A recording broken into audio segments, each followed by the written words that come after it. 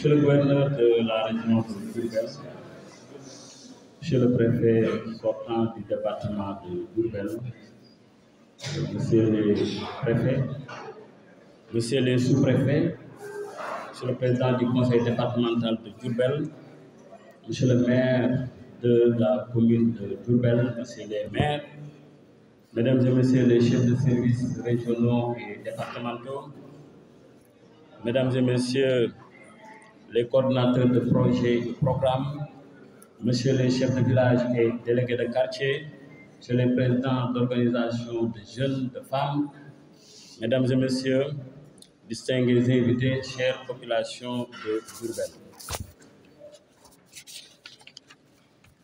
Je voudrais d'emblée rendre grâce à Dieu et solliciter une fois de plus la bénédiction de mes parents en ce moment où je prends fonction pour administrer le département de Diourbel.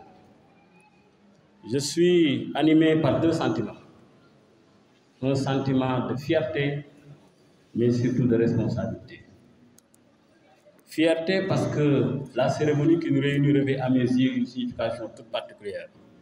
En ce sens qu'au-delà d'un simple rituel bien connu dans l'administration territoriale, est non seulement l'occasion de célébrer l'État.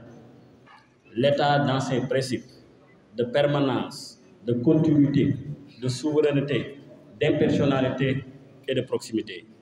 Mais aussi reste une opportunité pour moi de décliner les principes et la méthode qui serviront de pylône de suspension à mon travail.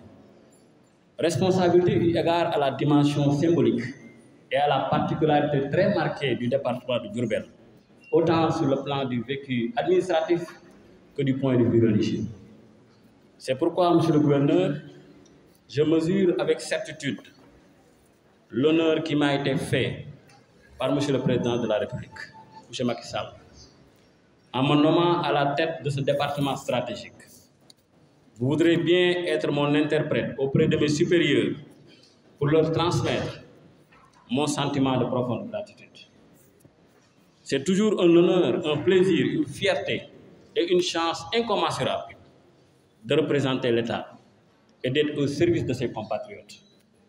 Je compte exercer cette fonction de représentation et de serviteur de la collectivité en ayant pleinement conscience que la tâche ne sera pas facile, que des obstacles inhérents à la vie en communauté persisteraient. Il s'agira de faire face avec caractère, en comptant d'abord sur l'engagement républicain des agents de l'État. Monsieur les sous-préfets, les agents des services techniques déconcentrés et les forces de sécurité et de défense.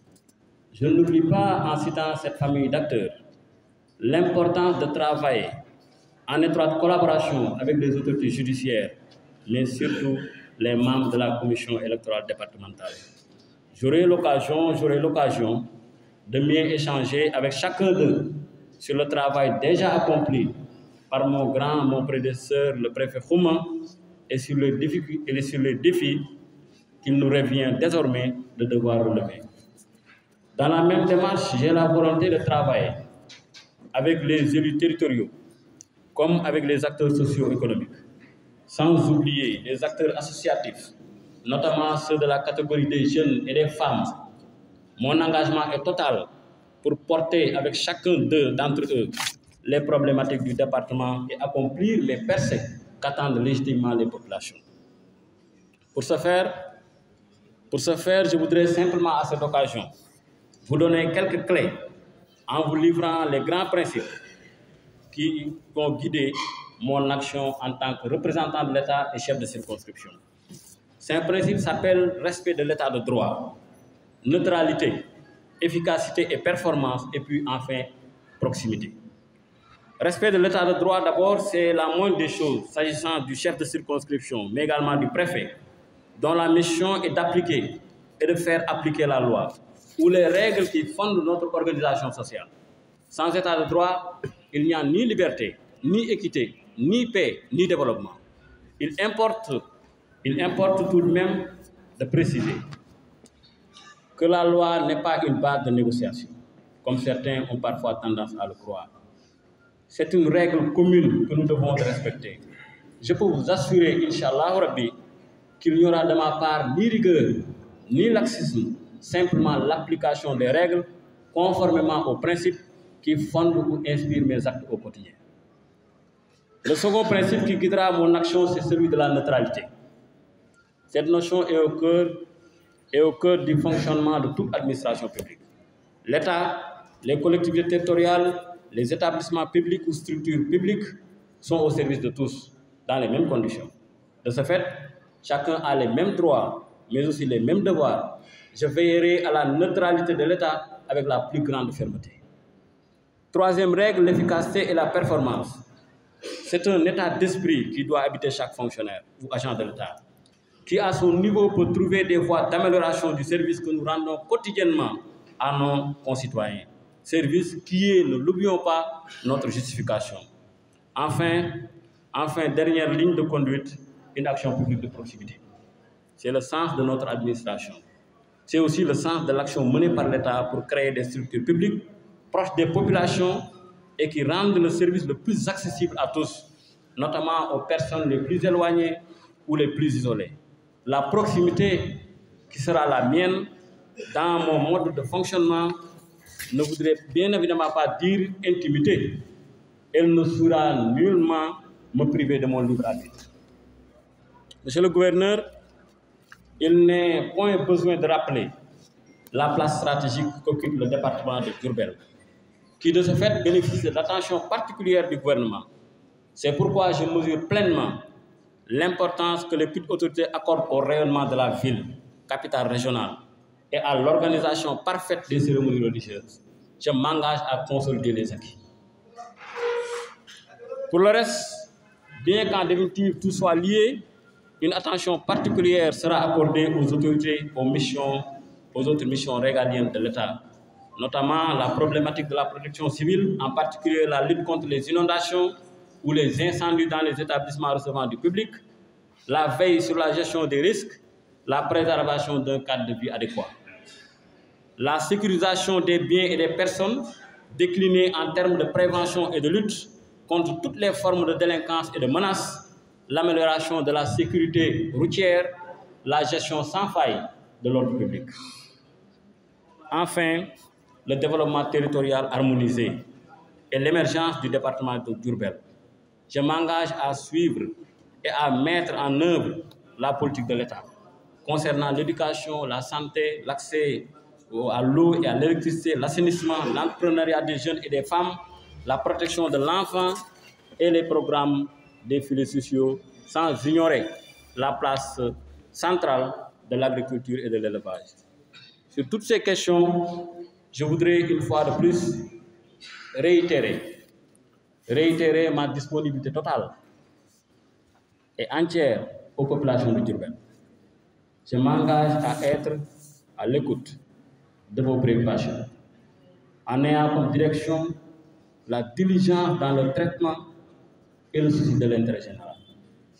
Je donne ici l'assurance d'ériger l'accessibilité, la collaboration, la subsidiarité et la solidarité en principe méthodique. Monsieur le gouverneur, mesdames et messieurs, sans aucun doute, la réussite à ma mission dépendra aussi largement de la bénédiction de l'autorité religieuse. Il me plaît à ce titre d'honorer la sagesse de Serigne Mountakha Bassirou Mbacké, Khalife général des Mourides. Je prie le Tout-Puissant de lui accorder santé et longévité. Je formule les mêmes prières ardentes à l'endroit de toutes les familles religieuses du département de Diourbel. Enfin, je ne saurais terminer sans remercier tous ceux qui, présents ou absents, m'ont témoigné de leur affection. En premier, mon épouse, qui reste inlassable malgré les contraintes de l'administration territoriale, mes parents et surtout les membres des différentes délégations de Saint-Louis, de Fatick, de Thiès, de Dakar, mais surtout la délégation de Bignona.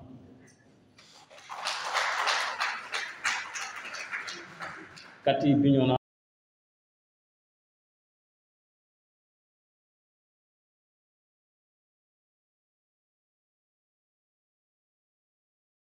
déplacés pour marquer leur attachement ou leur affection à mon endroit. Que tout accepte ici ma reconnaissance. Monsieur le préfet Khoman, je voudrais vous remercier. Je voudrais vous remercier de l'accueil déjà chaleureux, mais surtout instructif, qui m'a été réservé. Je n'en attendais pas moins de vous pour vous avoir connu à l'ENA, mais surtout dans le cadre de nos missions respectives. Je vais me renforcer sûrement de votre engagement et de vos succès. Je profite de l'occasion pour vous souhaiter une fois encore pleine réussite dans vos nouvelles fonctions de préfet du département de Bignona. Mes vœux de bonheur et de réussite vous y accompagnent. Monsieur le gouverneur, je voudrais enfin exprimer toute ma fierté de devoir travailler sous vos ordres. Avec loyauté et engagement, votre appui, votre soutien et vos orientations pragmatiques me seront certainement indispensables pour réussir les missions à moi confiées. Mesdames et messieurs, je voudrais terminer en priant le Tout-Puissant de nous accorder une paix intégrale au niveau de tous les segments de la vie sociale, condition sine qua non à la réalisation de nos ambitions. Je vous remercie.